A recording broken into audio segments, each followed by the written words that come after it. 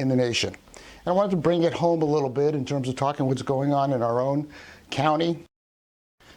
Hi, I'm Councilman Garry Bredefeld, and I wanted to talk to you about the very serious health crisis we're all facing in the nation. And I wanted to bring it home a little bit in terms of talking what's going on in our own county, in the Central Valley, as well as throughout the nation. You know, we have 6 cases in Fresno County. There's 1 million people in Fresno County. We have 6 counties in the entire Central Valley, a total of 21 cases. In Fresno County, we had 5 of those cases that came as a result of people traveling outside the area and came back to Fresno County. In some counties, we have no cases, and we've had, thankfully, no deaths at all in the Central Valley. Now, we know these numbers are going to go up. They're going up throughout the country. But in the Central Valley, the numbers are very, very low. And we have a great team in Fresno County. Great doctors. The county is responsible for the overall public health, and they did not feel the need, before the city decided to put a lockdown on the entire city, they did not feel the need for that based on the numbers that they were seeing and the cases they were dealing with. And unfortunately, what often happens with government is government feels they need to do something.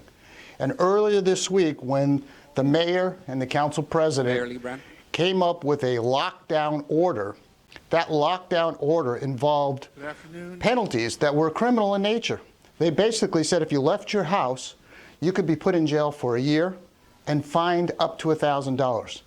Now, when I found out about that, I vehemently opposed it. The police chief, the city manager who was responsible for signing that order, did not want to sign it. And because of her refusal and the police chief saying they were not going to enforce it, cooler heads prevailed, and the mayor and the council president backed off. And so what they brought forward was basically a voluntary lockdown. Now, I didn't support the lockdown. I don't support the lockdown for a variety of reasons. As I said, Fresno County and the Board of Supervisors didn't support it. The city of Clovis didn't support it. And it will seriously and is adversely affecting people and their businesses. People are losing their jobs. People who work paycheck to paycheck now have no paycheck. And also, they exempted the entire homeless population. They're mandating that people go in their homes, but they exempted the homeless. It was not a coordinated effort. It was not well thought out. And it's created problems in our entire community. Now, I want to talk about the lockdown that took place mandated by Governor Newsom earlier a few days ago. Now, we have 40 million people in our state. We have about 1,200 people who've been affected throughout the state. There's been about 24 deaths in the state for 40 million people.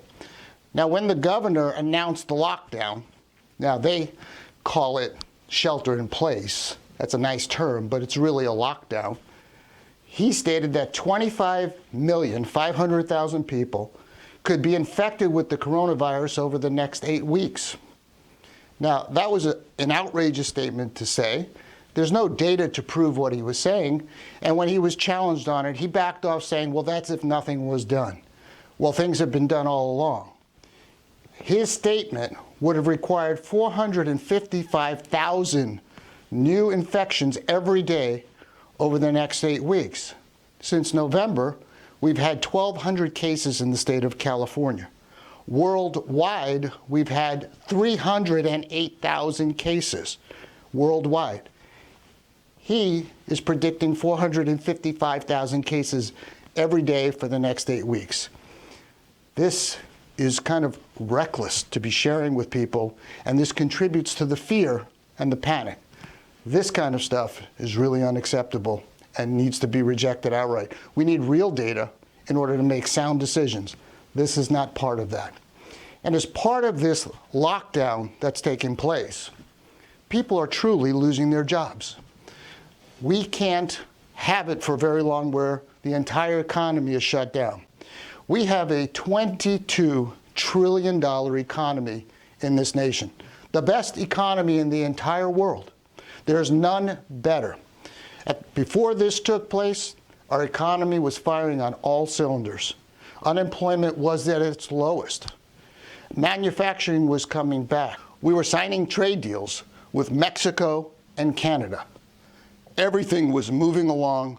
We were the envy of the entire world. But now, we are watching in real time the destruction of the best economy in the entire world. Now, locally, they said non-essential businesses needed to close. Now, for me personally, I have a bit of a problem with delineating that non-essential businesses aren't essential. They are essential. And these people, in the city of Fresno, there's almost 60 different type businesses. And maybe you see some of yours on here. There are restaurants, florists, bookstores, car washes, churches, all shut down. Not allowed to work, not allowed to draw a paycheck, and hurting our entire economy.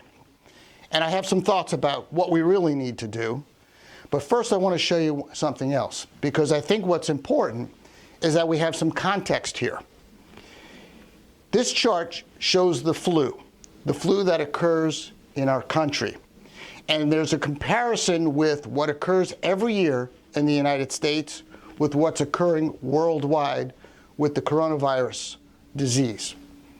There are 308,000 cases worldwide right now. That includes Italy and France and the United States. 308,000 cases as of today, March 22nd, 2020.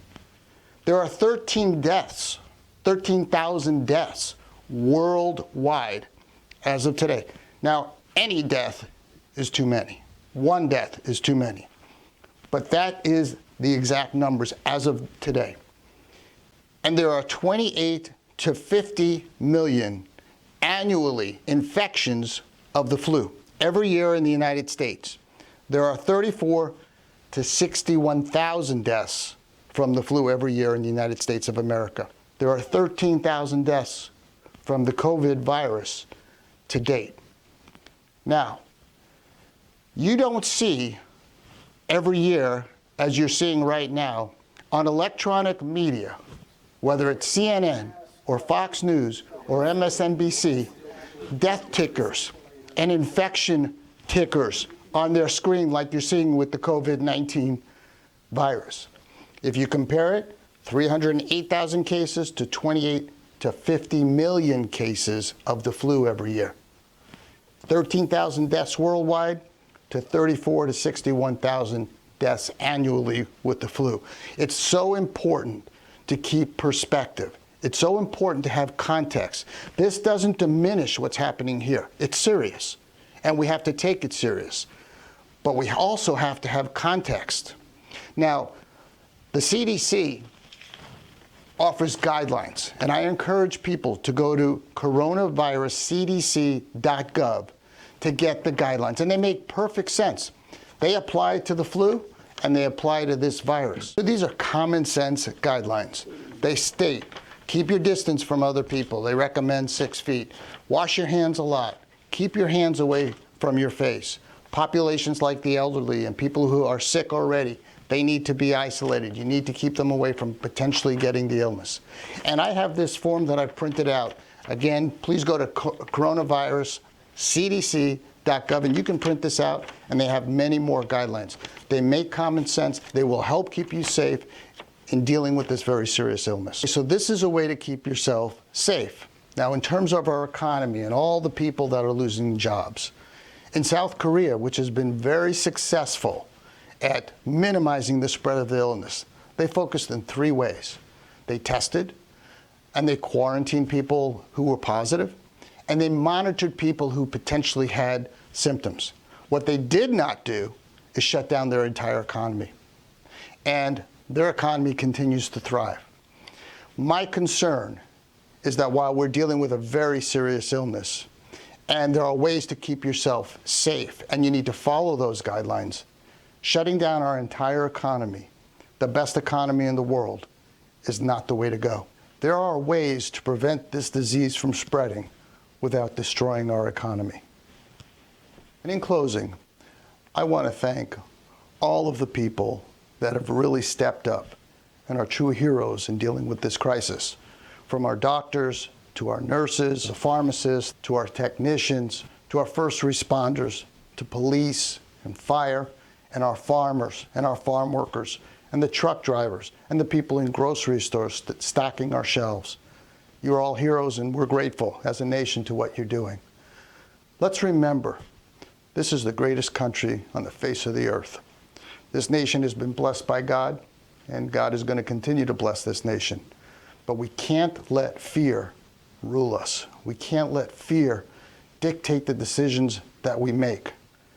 We are a strong nation, a strong people. There's nothing that we haven't ever faced that we can overcome. No challenge, whether it was world wars or 9/11 or any other issue. And we're going to come through this. But we want to make sure we're making sound decisions based on data and not fear. We're going to get through this. God bless you. God bless this great country, the greatest country on earth.